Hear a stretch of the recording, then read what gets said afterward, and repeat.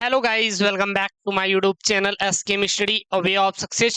हम लोग इसके पहले लेक्चर में देख चुके थे कि हमारा क्या होता है परागण।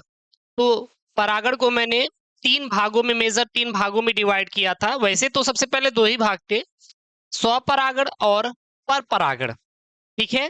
फिर स्वपरागण के वो मैंने माइंड मैप के थ्रू आपको पूरा पूरा समझा था, और फिर मैंने आपको स्वपरागण को दो भागों में डिवाइड किया था। किस किस भागों में? सबसे पहला जो भाग था आपका वो था स्वयुग्मन, और दूसरा भाग था आपका वो क्या था? सजात पुष्पी परागण। ठीक है। और दूसरा आपका जो था, मतलब कि ये तो आपके स्वपरागण भाग हुए, फिर मैं आपको पर परागण बताया था और सभी के उदाहरण भी मैंने आपको समझाया था।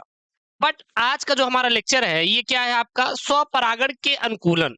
स्वपरागण के अनुकूलन मतलब मैं आपको कुल मिला के ये समझ सकते हैं कि पूरा का पूरा मैं वीडियोस आपको दे रहा हूँ, पूरा प्लेलिस्ट में ऐड है। वहां से आप अच्छे से पढ़ाई कर सकते हैं, link in the description box. PDF इसका पूरा नोट्स जैसे ही कंप्लीट हो जाएगा, पूरा पूरा फुल चैप्टर का नोट्स आपको टेलीग्राम में मिल जाएगा या स्कीम स्टडी। भाई साहब, बेहतरीन से बेहतरीन नोट्स बना हुआ है। ऐसा नोट्स पूरे यूट्यूब पे कोई नहीं देगा। इस बात का मैं दावा कर रहा हूँ भाई, दावा कर रहा हूँ। मैंने हर एक पॉइंट को अपने हाथों से लिखा है, बैठ के मेहनत किया गया है केवल आपके लिए एनसीईआरटी के अकॉर्डिंग। ठीक है ना? तो चलिए यहाँ पे देखते हैं हम लोग। हमारा क्या है? वो है आपका स्वपरागण। क्या है आपका? आपका है स्वपरागण। स्वपरागण को और क्या बोलते हैं? स्वयुग्मन भी बोला जाता है। क्या बोला जाता है? स्वयुग्मन भी बोला जाता है। तो हेडिंग है आपका स्वपरागण के अनुकूलन। क्या है? स्वपरागण के अनुकूलन, ये हेडिंग है। तो अगर हम लोग देखिए स्वपरागण के लिए अनुकूलन स्थिति कितनी होनी चाहिए? मेजर तीन स्थिति होनी चाहिए। सबसे पहला क्या होना चाहिए? उभयलिंगता होना चाहिए। दूसरा आपका समकालपक्वता होना चाहिए। और जो तीसरा है आपका वो होता है अनुमिलता होना चाहिए।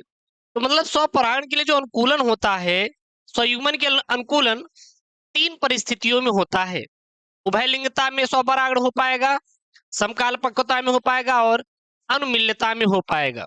ठीक है ना? तो ये तीन कंडीशन लागू होती हैं।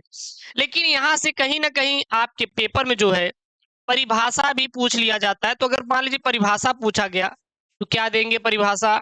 आपको पता होना चाहिए कि सर इसकी परिभाषा क्या होगी, तभी तो आप चीजों को अच्छे से दे पाओगे। ऐसा तो है नहीं कि कुछ भी कर दोगे। ठीक है ना? तो आपको परिभाषा इसकी पता होना चाहिए। तो सबसे पहले है उभयलिंगता। क्या होता है उभयलिंगता?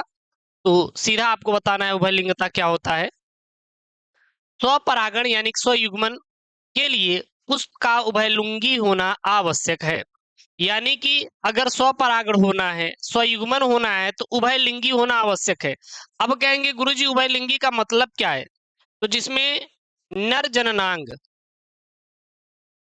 नर जननांग और मादा जननांग, क्या मादा जननांग दोनों स्थित हो। नर जननांग और मादा जननांग। नर जननांग के रूप में क्या रहेगा?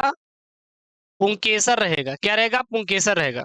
मादा जननांग के अंतर्गत आपका स्त्री केसर रहेगा। ये दोनों होना क्या रहेगा आपका? अनिवार्य रहेगा, तभी वो क्या है? उभय लिंगता है। अर्थात यहाँ पे एक पॉइंट मैंने लिखा है, यदि एक पुष्प नर एवं मादा जननांग दोनों उपस्थित है तो इसे इसमें स्वयुग्मन होगा। ठीक है ना? स्वयुग्मन मतलब स्वपरागण। अब स्वयुग्मन मैंने एक लास्ट पॉइंट बताया था, पारिस्थितिक एवं अनुवांशिक रूप से क्या रहेगा? स्वयुग्मन ही होगा। और जब पारिस्थितिकी और अनुवांशिक रूप से कोई होता है तो क्या होता है? उसमें स्वपरागण होता है। ठीक है ना? तो ये क्या रहेगा? स्वयुग्मन होगा। उदाहरण के लिए जैसे आपका गुड़हल होता है और मटर है, इन दोनों में अगर देखेंगे तो क्या पाया जाता है? तो इन दोनों में अगर आप देखेंगे तो गुड़हल और मटर में आप उभय लिंगता होता है, यानी कि यह द्विलिंगी। इसको और क्या बोल सकते हैं?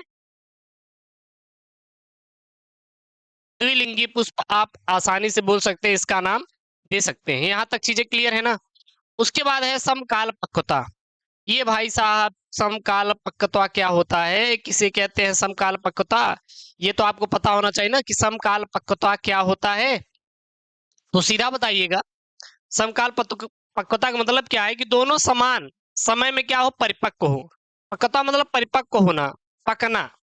जैसे एक लड़का मैच्योर कब होता है? जब उसकी उम्र 18 साल से ज्यादा हो जाती, 21 साल से ज्यादा। सरकारी बोलती कि 21 साल से ऊपर ही हम लोग बच्चों की शादी करवाएंगे लड़कों की। लड़कियों की 18 साल, लेकिन अब तो बढ़ा दी गई है, उसको 21 साल कर दिया गया लड़कियों की उम्र, ठीक है ना। तो इसको क्या कहेंगे? समकाल पक्वता है क्या? तो सीधा लिखेंगे द्विलिंगी या उभयलिंगी। द्विलिंगी या उभय यानी कि जिसमें नर और मादा जननांग दोनों स्थित हो, उसे क्या कहते हैं? द्विलिंगी या उभयलिंगी बोला जाता है। उसमें नर व मादा जनांगों का एक समान समय में परिपक्व होना समकाल पक्वता कहलाएगा। समकाल पक्वता का मतलब है जब नर जननांग याद कीजिए पुमंग था, मादा जननांग याद कीजिए जायांग था, वर्तिका वर्तिकाग्र, अंडाशय, फिर अंडाशय में कई सारे भाग थे, अंडप थे। अंडाशय सबसे निचला फूला हुआ भाग था, वर्तिकाग्र सबसे ऊपरी वाला भाग था, शीर्ष भाग, और बीच वाला जो डंठल नुमा भाग था उसको हम लोग वर्तिका कहते हैं, याद कीजिए, ठीक है ना। और पुमंग की बात करें तो पुमंग में आपका जैसे क्या आएगा? आपका पुमंग आ जाएगा, परागकोश आ जाएगा, उसमें परागकण उपस्थित थे, ठीक है ना, ये चीज आ जाएगा। तो द्विलिंगी अर्थात नर और मादा जननांग जब दोनों समान समय में परिपक्व होते हैं, विकसित होते हैं, तो उसे क्या कहते हैं? समकाल पक्वता कहते हैं। बात समझ आ रही ना? जो स्वयुग्मन या स्व परागण को क्या करता है? प्रेरित करता है। या स्वयुग्मन या फिर स्वपरागण को क्या करता है? प्रेरित करता है। तो मैंने ऊपर यही लिखा था कि स्वयुग्मन के लिए क्या क्या अनुकूलन हो सकते हैं। जैसे उभयलिंगता हो सकता है, अनुमिल्यता हो सकता है, और समकाल पक्वता हो सकता है। लेकिन अब कहेंगे गुरुजी ये अनुमिल्यता का मुझे मतलब नहीं समझ में आ रहा है, आप समझा देते तो मजा आ जाए कि अनुमिल्यता का मतलब क्या होता है। चलिए इसको भी देख लेते हैं। ऐसे पुष्प जिनमें परागकोश एवं वर्तिकाग्र एक दूसरे के पास होते हैं, यानी कि परागकोश और वर्तिकाग्र एक दूसरे के पास हो।